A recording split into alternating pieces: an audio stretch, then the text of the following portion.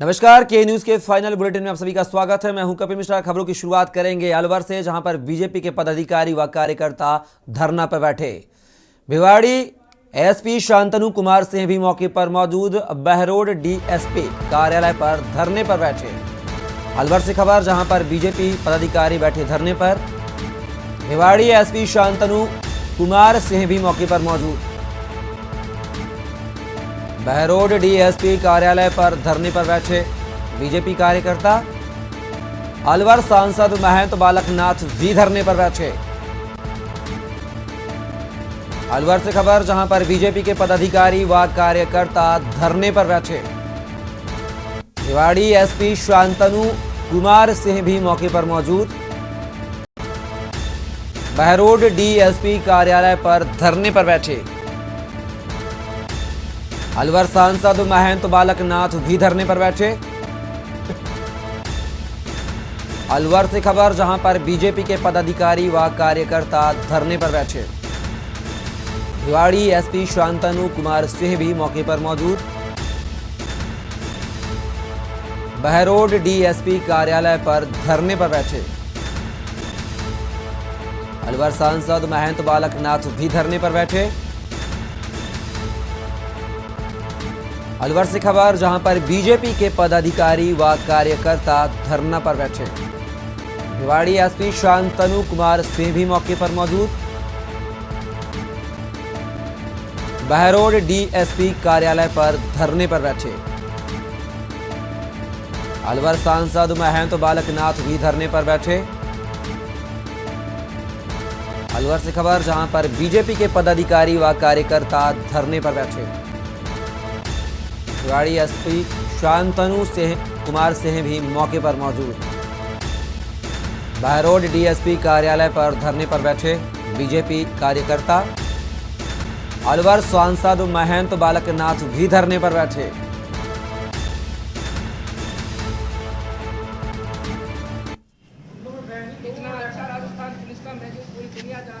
ये तस्वीरें अलवर की, जहां पर बीजेपी पदाधिकारी और कार्यकर्ता का धरने पर बैठे हुए हैं।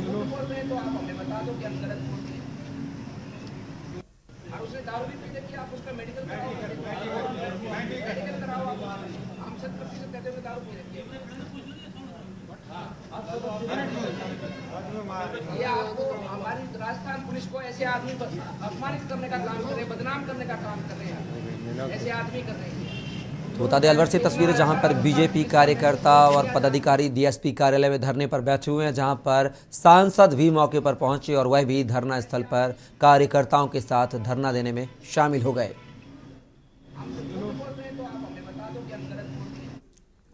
खबर अलवर से, जहां पर बहरोड में युवक पर हमला कर उतारा मौत के घाट। नाय सराणा निवासी अरमान यादव की हुई मौत। आपसी रंजिश का बताया जा रहा है मामला। पुलिस के आला अधिकारी घटना स्थल पर मौजूद। खबर अलवर से, जहां पर बहरोड में युवक पर हमला कर उतारा मौत के घाट। नाय सराणा निवासी अरमान यादव की हुई मौत। आपसी रंजिश का बताया जा रहा है पूरा मामला। पुलिस के आला अधिकारी घटना स्थल पर मौजूद। अलवर से खबर, जहां पर बहरोड में युवक पर हमला कर उतारा मौत के घाट। नाय सराणा निवासी अरमान यादव की हुई मौत। आपसी रंजिश का बताया जा रहा है मामला। पुलिस के आला अधिकारी घटना स्थल पर मौजूद। अलवर से खबर, जहां पर बहरोड में युवक पर हमला कर उतारा मौत के घाट। नाय सराणा निवासी अरमान यादव की हुई मौत। आपसी रंजिश का बताया जा रहा है पूरा मामला। पुलिस के आला अधिकारी घटना स्थल पर मौजूद। अलवर से खबर, जहां पर बहरोड में युवक पर हमला कर उतारा मौत के घाट। नाय सराणा निवासी अरमान यादव की हुई घटना में मौत। आपसी रंजिश का बताया जा रहा है पूरा मामला। पुलिस के आला अधिकारी घटनास्थल पर मौजूद। अलवर से खबर, जहां पर बहरोड में युवक पर हमला कर उतारा मौत के घाट। उसका बाप महेश और उसका भाई भी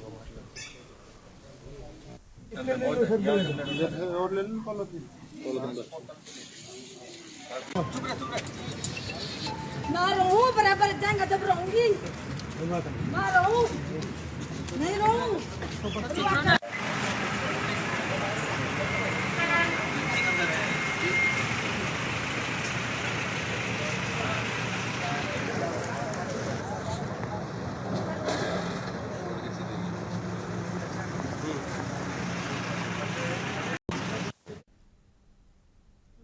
शनिवार को दिल्ली में मेयर और डिप्टी मेयर के चुनाव से पहले एमसीडी सदन में जो हंगामा हुआ उसे पूरे देश ने देखा। इस हंगामे को लेकर आप और बीजेपी दोनों ही एक दूसरे पर आरोप लगा रही हैं। वहीं आज आपने एलजी हाउस के बाहर धरना प्रदर्शन किया तो बीजेपी ने राजघाट को चुना। दोनों ही पार्टी अपने आप को पाक साफ बता रही हैं, लेकिन सवाल उठता यह है कि सदन की गरिमा का ख्याल कौन रखेगा। कल मेयर और डिप्टी मेयर के पद को लेकर जो बीजेपी ने प्रदर्शन हंगामा हुआ था सदन में, उसको लेकर प्रदर्शन किया है। बताया जा रहा है कि दोनों ही पार्टियां एक दूसरे पर आरोप लगाकर अपने आप को पाक साफ बताने की कोशिश कर रही हैं, लेकिन कल जो सदन में होगा वो काला दिन साबित होगा। और आने वाले कई दिनों तक, मुझे लगता है कि आने वाले 5 सालों तक सदन में आप किसी तरीके का हंगामा देखेंगे। फिलहाल बीजेपी राजघाट का प्रदर्शन कर मुख्यमंत्री अरविंद केजरीवाल पर आरोप लगा रही है कि उन्होंने सदन में जो कुछ भी करवाया वो लोकतंत्र की हत्या थी। मैं परवेश शर्मा के न्यूज प्रदर्शन चल रहा है। कल मेयर और डिप्टी मेयर के पद को लेकर जो बीजेपी ने प्रदर्शन हंगामा हुआ था सदन में, उसको लेकर प्रदर्शन किया है। बताया जा रहा है कि दोनों ही पार्टियां एक दूसरे पर आरोप लगाकर अपने आप को पाक साफ बताने की कोशिश कर रही हैं, लेकिन कल जो सदन में होगा वो काला दिन साबित होगा। और आने वाले कई दिनों तक, मुझे लगता है कि आने वाले 5 सालों तक सदन में आप किसी तरीके का हंगामा देखेंगे। फिलहाल बीजेपी राजघाट का प्रदर्शन कर मुख्यमंत्री अरविंद केजरीवाल पर आरोप लगा रही है कि उन्होंने सदन में जो कुछ भी करवाया वो लोकतंत्र की हत्या थी। मैं परवेश शर्मा के न्यूज प्रदर्शन चल रहा है।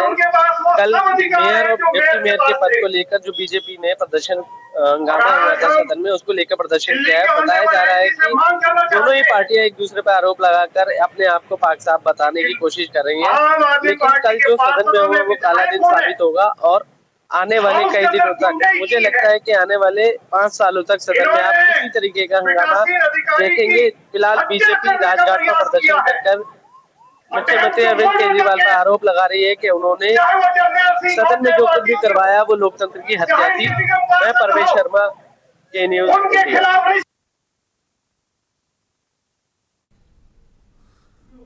दिल्ली के शाहदरा जिला के गांधीनगर पुलिस स्टेशन के अंदर एक प्रोग्राम आयोजित किया गया, जिसमें पुलिस कर्मियों को सम्मानित भी किया गया। आपको बता दें कि 39 पुलिसकर्मियों को अलग अलग विभाग के लिए सम्मानित किया गया। डीसीपी आर सत्य सुंदरम ने बताया कि हमने पुलिस वालों को सम्मानित किया और जिसमें मेल और फीमेल दोनों ही मौजूद थे। 2022 में जिन जिन पुलिसकर्मियों ने अच्छा काम किया है उसी को लेकर पुलिसकर्मियों को सम्मानित किया गया। टीम की तरह वाहन सुचारू रूप से कर सकते हैं।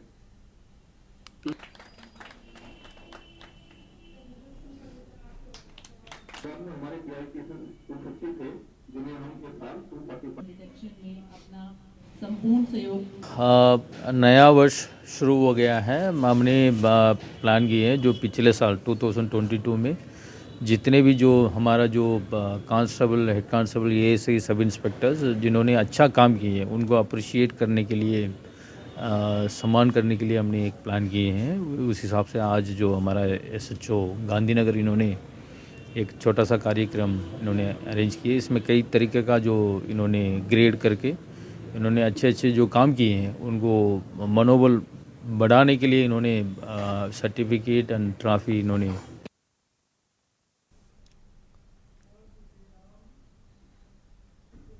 दक्षिणी दिल्ली जिला पुलिस उपायुक्त चंदन चौधरी ने मामले की जानकारी देते हुए बताया कि दोपहर नारकोटिक्स स्क्वाड के कर्मचारियों ने नेवसराय थाना क्षेत्र के राजू पार्क में अवैध रूप से हो रहे विदेशी नागरिकों को पकड़ा, जिनका वीजा खत्म हो चुका था। इसी बीच विदेशी नागरिकों को वहां पर नाइजीरियन मूल के काफी संख्या में लोग इकट्ठा होकर और जोर जबरदस्ती से छुड़ा ले गए। आरोपियों को गिरफ्तार करने के लिए एसीपी राम सुंदर ने नेवसराय थाने में एडिशनल एसएचओ लोकेंद्र चौहान और नारकोटिक्स इंस्पेक्टर आनंद कुमार झा के नेतृत्व में टीम का गठन किया, जिसमें SI Rajeev, SI Narendra, SI Rajaram, ASI Ramesh, head constable Praveen, head constable Rajdeep, head constable Sanjay, constable Sandeep और कांस्टेबल विशाल सहित अन्य पुलिस कर्मियों को फिर से राजू पार्क भेजा गया, जिसमें महिला पुलिसकर्मी भी शामिल थी। शाम को नारकोटिक्स और नेवसराय की संयुक्त टीम वहां पहुंची और नाइजीरियन के लोगों की तलाश की। उस समय जब नाइजीरियन मूल के 5 व्यक्तियों को पुलिस ने पकड़ा तो इसी बीच 100 से 150 नाइजीरियाई लोगों ने उन्हें घेर लिया और पुलिस की कार्यवाही में बाधा डाली।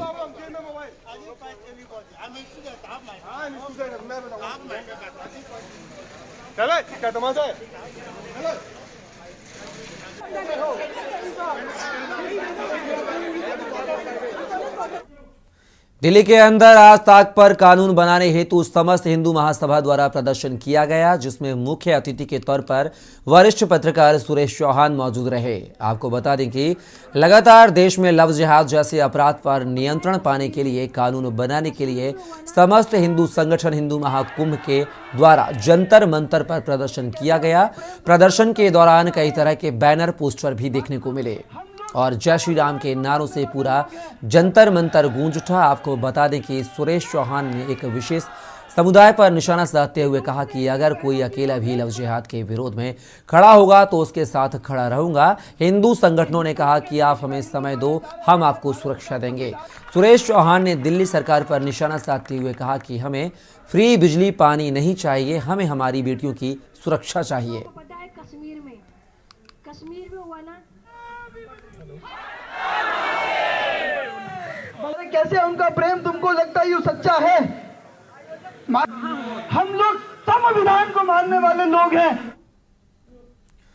जौनपुर विधानसभा क्षेत्र कराकत के ग्राम सभा डेहरी में विधायकी कार्यकाल में विधायक निधि से स्वीकृत 36 लाख रुपए से इंटरलॉकिंग सड़क एवं नाली का लोकार्पण किया गया।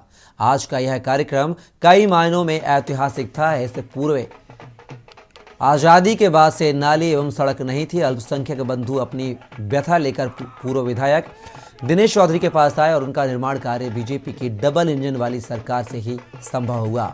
आज सैकड़ों की संख्या में लोग माला एवं बाजा के साथ उपस्थित होकर मोदी योगी का गुणगान किया। निर्माण कार्य संपन्न होने पर आभार भी प्रकट किया गया।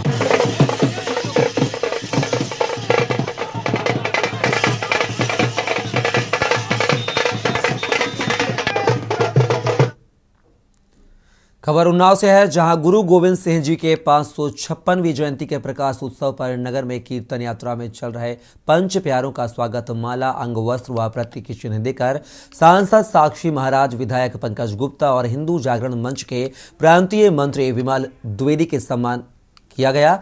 हिंदू जागरण द्वारा छोटे चौराहे पर कृष्णा फर्नीचर के सामने स्टॉल लगाकर प्रसाद वितरण भी किया गया। इस मौके पर बीजेपी सहित विभिन्न दलों के लोगों ने शिरकत की।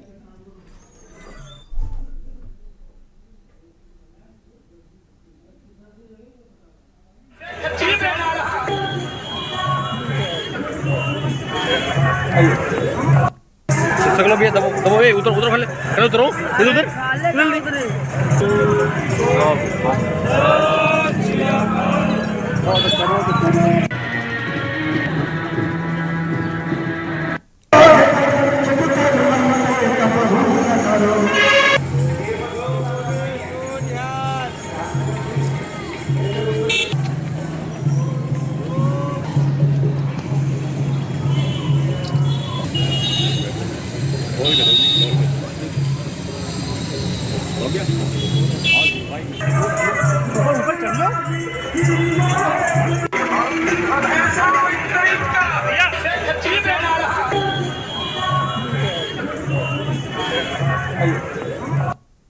सकलो भैया दबो दबो ए उतर उतर पहले उतरो उधर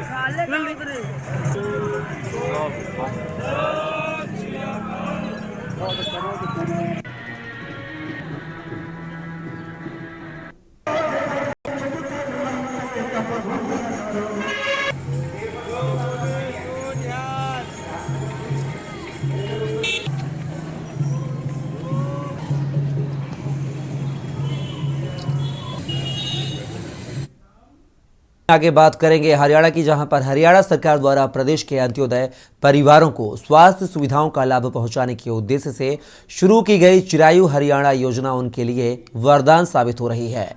महंगी बीमारियों के इलाज के खर्च के कारण अब इन परिवारों पर आर्थिक बोझ नहीं पड़ रहा है। यह कहना है चिरायु हरियाणा योजना के लाभार्थियों का, जो फोन के माध्यम से मुख्यमंत्री मनोहर लाल खट्टर से सीधा संवाद कर रहे थे। चिरायु हरियाणा योजना के लाभार्थियों ने फोन के माध्यम से मुख्यमंत्री मनोहर लाल से शनिवार को सीधा संवाद किया। संवाद कार्यक्रम के दौरान मुख्यमंत्री ने कहा कि राज्य सरकार शिक्षा, स्वास्थ्य सुरक्षा, स्वाभिमान और स्वावलंबन पर निरंतर कार्य कर रही है। जब कभी गरीब परिवार पर किसी बीमारी का संकट आता है तो वह आर्थिक बोझ के कारण और भी टूट जाता है। ऐसे परिवारों की चिंता करते हुए राज्य सरकार ने आयुष्मान भारत योजना की तर्ज पर 21 नवंबर 2022 को चिरायु हरियाणा योजना शुरू की थी।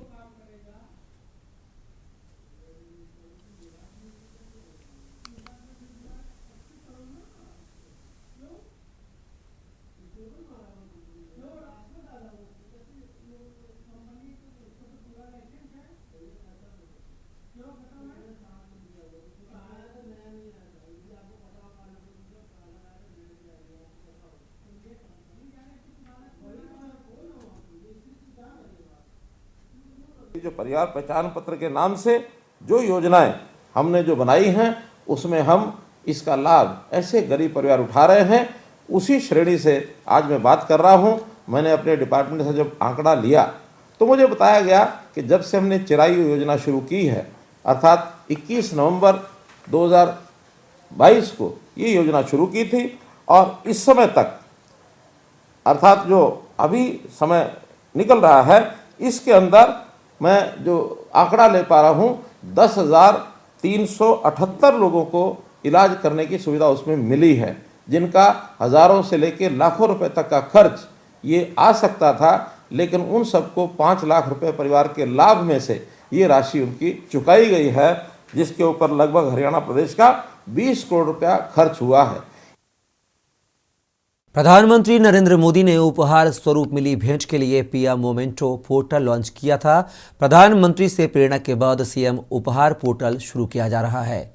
पोर्टल के जरिए मुख्यमंत्री मनोहर लाल खट्टर को मिले उपहारों की ऑक्शन होगी।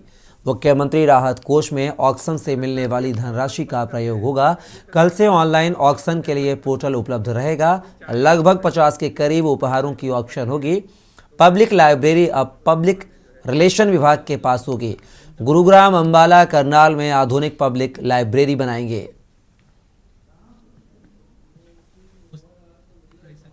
और यहाँ पे आप कर सकते हैं अगर आप कोऑपरेट करेंगे। और थर्ड है ऑब्वियसली जो विन करेंगे उन डोनेशन के हिसाब से मिल जाएगा। लाइव ट्रैक होता जाएगा यहाँ पे जो लेटेस्ट है।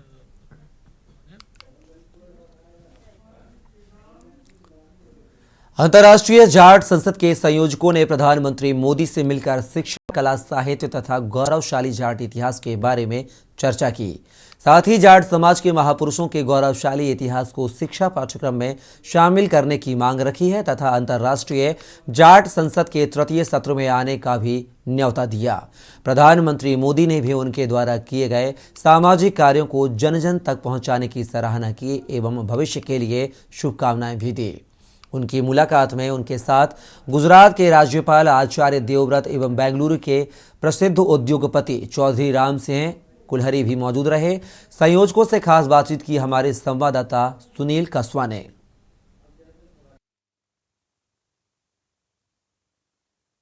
आज हमारे साथ मौजूद हैं ऐसे जाट नेता जिन्होंने हाल ही में देश के प्रधानमंत्री नरेंद्र मोदी जी से मुलाकात की। जी हाँ, हम बात कर रहे हैं अंतर्राष्ट्रीय जाट संसद के संयोजक रामूतार पलसानी और पीएस कलवानिया। रामूतार जी, मैं आपसे यही जानना चाहूँगा कि आपने मोदी जी से अभी मुलाकात की, ये जो अंतर्राष्ट्रीय जाट संसद है इसकी शुरुआत कैसे हुई?